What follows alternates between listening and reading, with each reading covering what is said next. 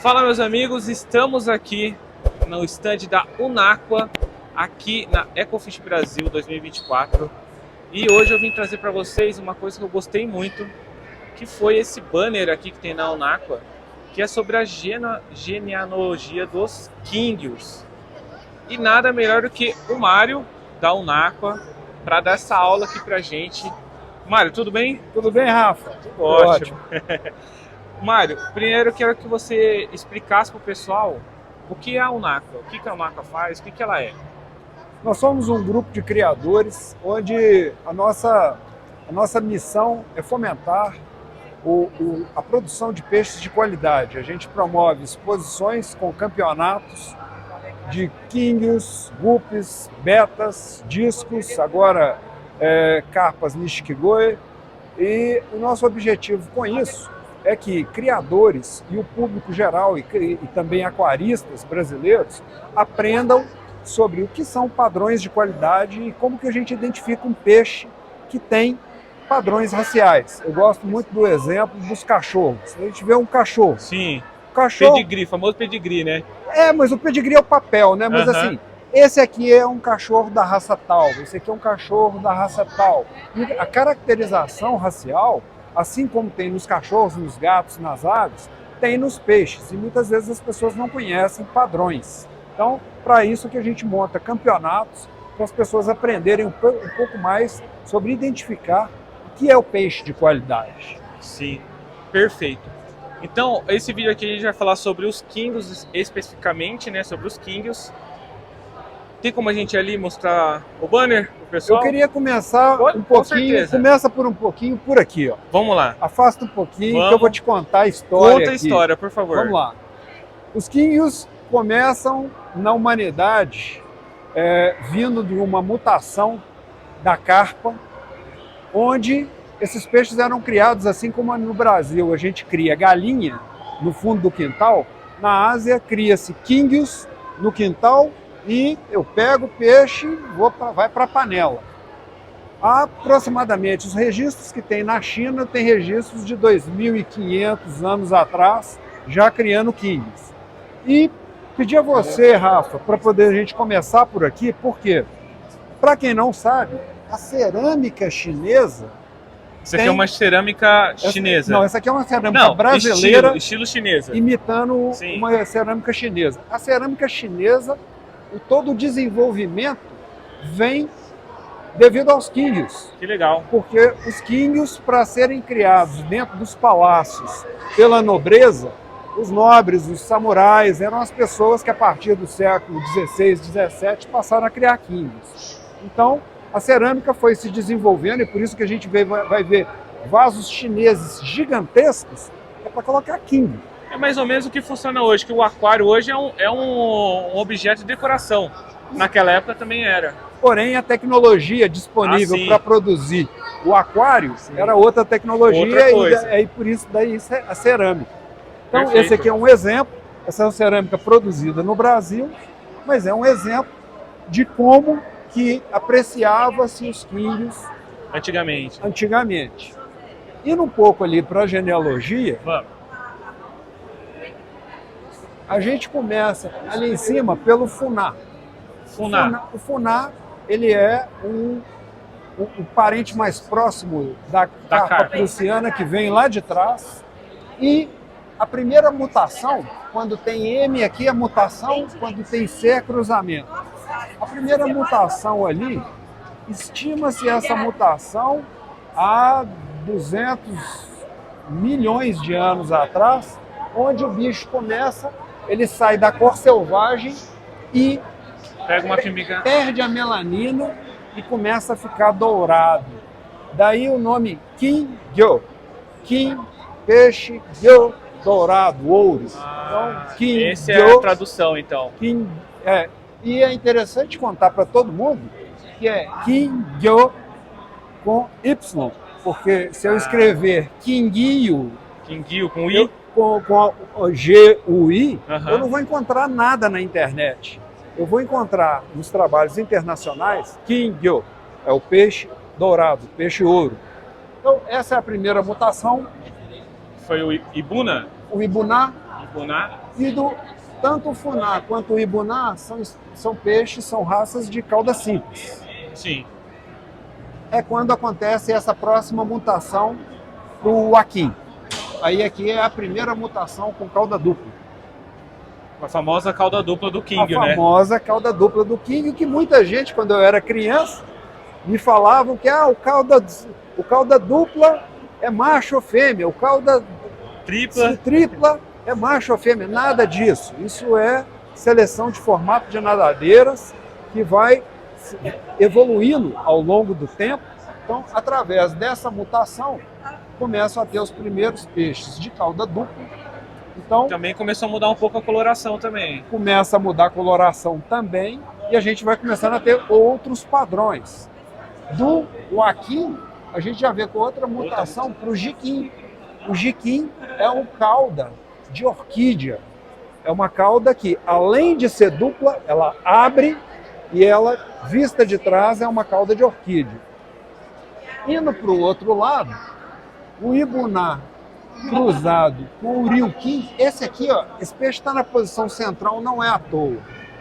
O riuquim, que veio a partir do Joaquim, aqui a gente está falando de uma espécie, a gente deve estar falando aí pelo menos coisas de 800 a 1000 anos atrás. Bastante tempo, hein? O riuquim é uma chave nesse processo todo. Por quê? Ele é o que mais se assemelha ao que de hoje em dia, né? Ele é o que mais se assemelha, porém, nos primórdios ele era de cauda longa. Hoje já existe uma tendência muito grande no short bário, onde ele vem diminuindo o tamanho da cauda. E o riuquim cruzado com o ibuná lá de trás é que dá a conformação do cometa que a gente tem hoje. Muito famoso hoje em dia. Famoso, né? Hoje em dia, e aí a gente já começa a ver a preservação dessas raças, vamos chamar de raças originais, e a partir daí a gente começa a ver outros cruzamentos. O Joaquim com o riuquim dando o ancestral, esse aqui é o ancestral dos nossos atuais telescópios. Que é o Demequim. Então, Aca Demequim, Aca é vermelho, então é o primeiro Demequim vermelho. A partir daqui do Demequim vermelho, vem o celestial, depois a gente tem alguns ali para poder ver ali, ó, com os olhos voltados para cima, e sai o Kuro. O famoso Demequim, telescópio preto. Telescópio preto. Esse Kuro, é famoso. O Kuro aqui é o preto. Pro Pro lado de lá, a partir do Joaquim, a gente teve a outra mutação da perda da dorsal, onde vem o marucô. O marucô é cauda dupla, porém sem dorsal. E é daqui que vai originar. Daqui veio o Ossacaranchu. O Ossacaranchu é porque é só vermelho e branco. Vem o Lionhead. E do Lionhead é que a gente vê o Ranchu atual. Né? Aqui agora a gente já está vendo o que é o peixe na atualidade. Lindo então, demais. Voltando aqui no riuquim, o riuquim com o Ossacaranchu, a gente tem o Tossaquim. O Tossaquim é uma raça que considerou-se extinta na Segunda Guerra Mundial, depois dos bombardeios no Japão. Encontraram em uma cidade lá, que eu esqueci o nome agora. Encontraram agora, recentemente? Não, encontraram há 20 anos atrás, encontraram um criador que tinha alguns exemplares. Foi quando a raça começou a ser resgatada e hoje a gente tem alguns exemplares voltando até no mercado. Do riuquim, voltando aqui no Demequim, além do Kuro Demequim, saiu o Sanchoku Demequim, que é o Demequim cálico. O cálico, né? Também famoso. Cálico. Esse é um dado interessante de falar, Rafa. Muita gente acha que cálico é a cor. Cálico não é a cor. Cálico é o peixe que tem escamas transparentes e escamas metálicas no mesmo peixe. Pode ser uma escama transparente e o resto metálica, ou pode ser uma metálica e o resto transparente. Porque a maioria que a gente vê que fala que é cálico, ele é preto, branco e vermelho. A pessoa acha que porque é tricolor é cálico. Isso. Não, o que é cálico, o que determina o cálico é a presença de escamas transparentes e metálicas no mesmo peixe. E desse cruzamento do Demequim cálico é que sai cruzando com o Ryukin cálico. E aí a gente, Short body, né? e aqui agora a gente já está vendo aqui, ó. Aí eu trouxe justamente, eu coloquei no cartaz o exemplo do estilo antigo do Ryukin para o Ryukin atual, que não só short body, mas tail, short tail também. Cauda menor, pequena. Cauda menor, isso aí. E desses cruzamentos aqui é que a gente chega agora No Oranda. no Oranda. Shishigashira, o Shishigashira, o que ele tem? É a presença do Wen, que é Essa coroa, vamos dizer assim? essa coroa. Na verdade, é um epitelioma, e o epitelioma é que caracteriza o Oranda Shishigashira. É o peixe que tem o chapeuzinho na cabeça. E aí a gente começa a vir para mais variações, que o cruzamento do Oranda com o Ranchu é que faz o Shukin, que é um peixe sem dorsal, porém com o epitelioma. Também com Com o Wen. Aham. Indo aqui para baixo, chegando já na turma mais de baixo, a partir do Oranda, a gente tem o Hanabusa, que é o pompom, é aquele peixe que tem o pompom no focinho. Isso. E do Oranda com o Demequim cálico, é que a gente tem o Oranda cálico, que a gente vai ver alguns ali também. Perfeito. Então, isso é um pouco. De cima para baixo, a gente está vendo a história evolutiva das raças de Cara, king. parabéns. Que serviço, trabalho excelente. Parabéns mesmo. E para dar uma completada para todo mundo dar uma olhada nisso aí, vou te mandar essas imagens para você disponibilizar no YouTube, porque as pessoas vão conseguir ver também. Aqui a gente tem os padrões da Sociedade Britânica de Criadores. Aí seria, vamos dizer assim, não um gráfico, para você reconhecer qual é a raça do King que você tem. Não só reconhecer. Os padrões, eles têm uma importância enorme para que os criadores selecionem os peixes na busca de encaixar dentro desses padrões. Então, por que da sociedade britânica ter essa importância toda? Porque a China foi colônia britânica lá atrás. Então, esse intercâmbio, o Oranda, por que o Oranda chama Oranda? Porque grande parte desses peixes eram exportados para a Holanda. Por isso é que o peixe chama Oranda, é por causa do mercado. Então, em cima a gente tem os padrões britânicos, embaixo a gente tem os padrões americanos, que diferem em algumas coisas. A grande maioria das coisas é a mesma, é muito parecido, porque a origem é asiática. Sim. Porém, os ingleses fizeram o Bristol Shubunkin, que é o terceiro peixe lá onde a cauda é um coração, enquanto os americanos já têm alguma coisa que eles buscaram já peixes com padrões raciais um pouco mais, como que eu diria, um pouco mais acentuados. Mais gordinhos. Mais gordinhos. Isso. Mais gordinhos tá. é uma boa. E os americanos trabalharam muito forte em cima dos ranchus. Os ranchus são sempre um ponto especial assim, de entendimento. E aqui a gente consegue ver o seguinte: a gente tem padrões para ranchus também. Então, o ranchu japonês, que é o top view, é um peixe mais retangular, mais comprido e de linha de dorso um pouco menos encurvado. O chinês, ele é um side view, então são peixes para a gente olhar de dentro do aquário, olhando a lateral do corpo. Eles são com o corpo mais encurtado, mais arredondados e linha de dorso mais arqueado. E o ranchu tailandês, além disso, tem a cauda mais em pé. Então é isso aí a gente consegue ver um pouco do que são os quinhos. Agora eu vou te mostrar... Na prática ali, né? Podemos continuar um pouquinho aí? Pode, Como é que a gente está de tempo? Então, excelente. Então vem cá.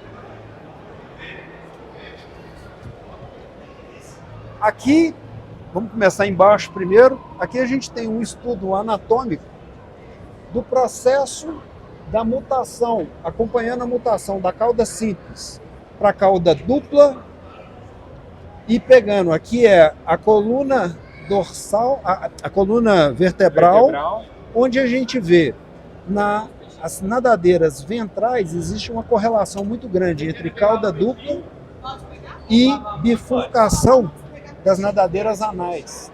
Então, uma boa prática em termos de seleção para eu ter caudas duplas melhores é selecionar peixes que têm anal dupla também. E isso aqui, esse estudo aqui, ó, 1887, a gente está falando do século XIX. Bastante tempo atrás. Enquanto aqui em cima, a gente tem uma exposição em Washington, nos Estados Unidos. Olha lá, ó. A cultura do goldfish no Japão, 1908. 1908, hein? Olha só. Isso. Como não tinha máquina fotográfica, essas são as aquarelas dos peixes e dos padrões raciais naquela exposição. Que legal. Então a gente trouxe isso para trazer um pouco de história. Isso daqui é tudo cópia do original da época. Isso aqui tem um livro na Biblioteca de Nova York. Essas aqui são as fotos tiradas do livro na Biblioteca de Nova York. Chega até a arrepiar. Não, a gente trouxe um pouco de história, porque muitas vezes, como a gente não tem as raças aqui no Brasil, as pessoas ficam muito focadas assim, não, é o peixe japonês. Mas de qual raça que a gente está falando? A gente está falando do cachorro vira-lata? Ou a gente está falando do boxer, do pastor alemão e tudo mais? Então é isso que a gente traz um pouco. Tem mais estudos aqui ainda. E aqui a gente trouxe alguns estudos para as pessoas. Como esse material, eu vou te passar esse material aqui. Quero mesmo. Esses aqui são... E sem querer te interromper, quem quiser esse material que o Mário vai me enviar, pode me chamar aí também, as redes sociais, contatos também, ó. Dá um naco aí, ó. Vai estar tudo também aqui na descrição. Chama eles lá também que eles conseguem te atender, né? Isso aí. Aqui agora a gente tem alguns trabalhos tirados em cadernos de selecionadores do Japão, onde, como eu vou te mandar isso aqui, depois vocês podem fazer, sim, coloquem lá o Google Tradutor no chinês para o português e você vai acompanhar o que está sendo colocado. Ó. Formato. Mesmo tipo de formato. Comida japonesa, natação. Então aqui está olhando o tipo de natação que a cauda simples dá. Né? Isso. Aqui, ó. Fluxo de sopro. Isso aqui está traduzindo ao pé da letra, mas é o fluxo de natação do peixe. O quanto muda. O formato da cauda, é reto. É isso, o quanto vai mudando o formato da cauda. Então a gente consegue acompanhar um pouco do que é o modo de pensar e a evolução dos criadores na linha do tempo, do que a gente vai aprendendo. Então muitas vezes a gente fica pensando assim, vou criar o meu próprio padrão.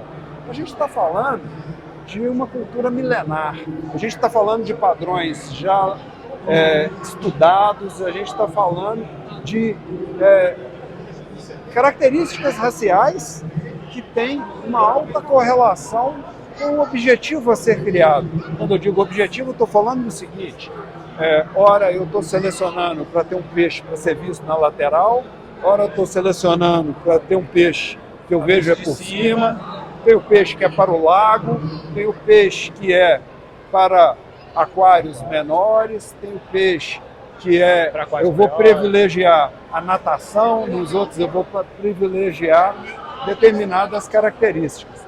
A raça, o king, é a espécie mais estudada pela humanidade. Não só dos... Eu não estou falando de peixe, não. De quando é mesmo ali? 1802? Esse estudo aqui é 1887. Essa exposição há mais de 100 anos. 115 anos atrás. Mais de 100 anos 116 anos atrás. E aqui a gente consegue ver um pouco. Vamos ver. Nós trouxemos um pouco dessas raças para as pessoas conhecerem. Então vamos começar aqui, ó. Aqui, ó, a gente pode começar aqui por baixo, olhando para esse peixe. Esse peixe é um parente muito próximo, em termos de morfologia, lá do ibuná. Vocês vejam que ele tem cauda dupla, mas ali, ó, ele tem anal simples. Sim. Como esse peixe tem uma característica genética extremamente complexa, você vai ver descendentes, você vai ver nos peixes de hoje, saindo características que estão lá nos séculos passados. Ainda tem essa complicação, né? Enquanto nós, humanos, outros peixes, vaca, galinha, cavalo, porco, cachorro, somos diploides, tem um N que veio do pai, vem um N que veio da mãe, os quingos podem ser tetraploides, podendo ser inclusive hexa e octa. Então é uma genética mais complexa. E aí por isso que a gente vai ver características saindo lá de longe. Aqui junto com esse peixe, a gente tem 4 exemplares de peixes albinos, onde a característica do albinismo é o olho vermelho, e a gente trouxe aqui albinos mais claros e albinos mais dourados, mas são todos albinos. Então essa coloração dourada, ele é albino. Não necessariamente. Não necessariamente. Não necessariamente. Ele pode ser dourado sem ser albino. O que vai dizer que ele é albino é o olho vermelho. É o olho vermelho. É o olho vermelho, né? E a questão, o quinho tem uma característica que é o seguinte: todos eles, menos os albinos, eles vão nascer cor selvagem. Aquele marronzinho. Sim. Parecido com esse. Mais ou menos. Esse aqui está mais para cinza. Tá. Vou te mostrar. Aqui tem. Ali tem. Aqui são ranchus japoneses na cor selvagem. Perfeito. O King tem um gene, que é o gene de despigmentação da melanina. Então, isso aqui são peixes que têm melanóforos, que são as células produtoras de pigmentos, e essa melanina é o pigmento preto, que se ele tiver mais adensado, o peixe fica preto, como a gente viu no Kuro demequim. Vem cá, vamos ver um Kuro demequim aqui, ó. Aqui a gente tem um Kuro demequim.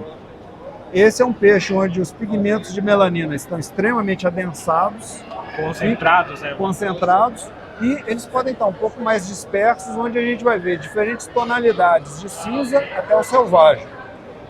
A melanina, quando o peixe tem o gene de perda de melanina, o peixe, mesmo preto, ele vai perdendo esse preto até ele ficar na cor de baixo. Então a melanina, ela cobre a cor que o peixe tem por baixo. Eu já vi alguns casos de telescópios assim, começar a ficar mais avermelhado. Sempre nesse processo aqui, ó. Esse é um peixe, essa cor cinza chama seibum, é o azul. E à medida que o peixe, então esse peixe aqui, ele tem gene de perda de melanina. Ele está despigmentando do ventre para o dorso. Isso aqui, tudo que está cinza em cima, vai ficar branco também. Vai ficar branco também. Isso porque o peixe era seibum.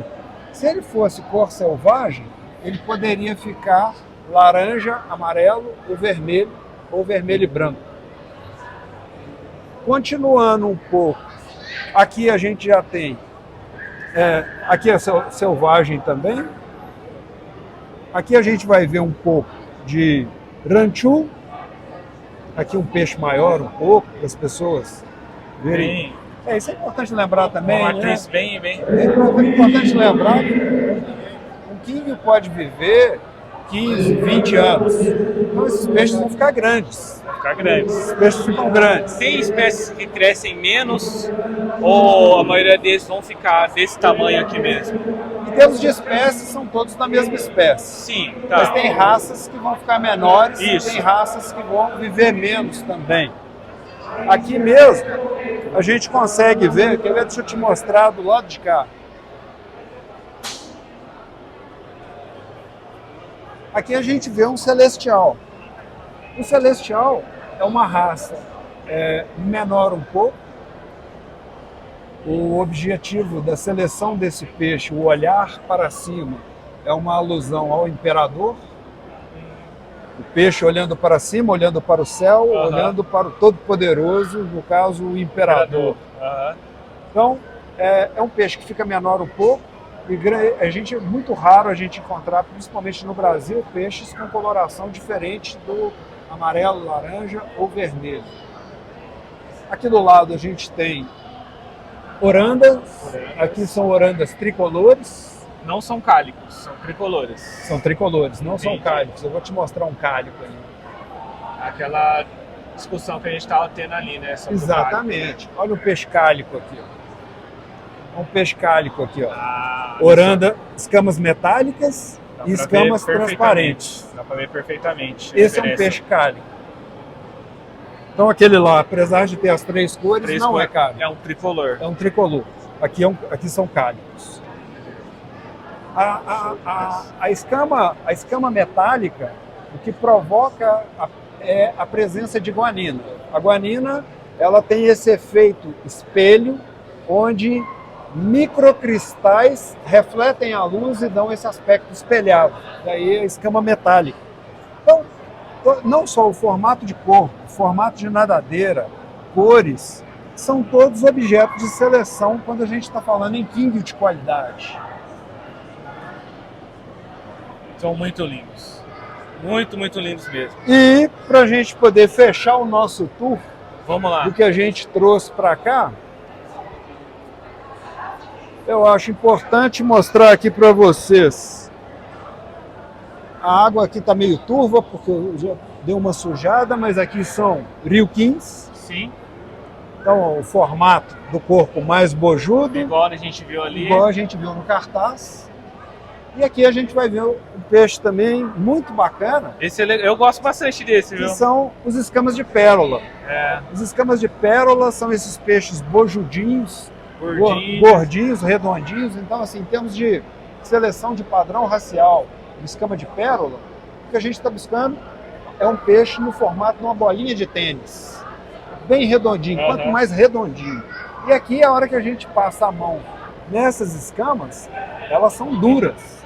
Então, daí que vem o nome também, né? Daí é que vem o nome. Então, em termos de julgamento desses peixes, o que se julga?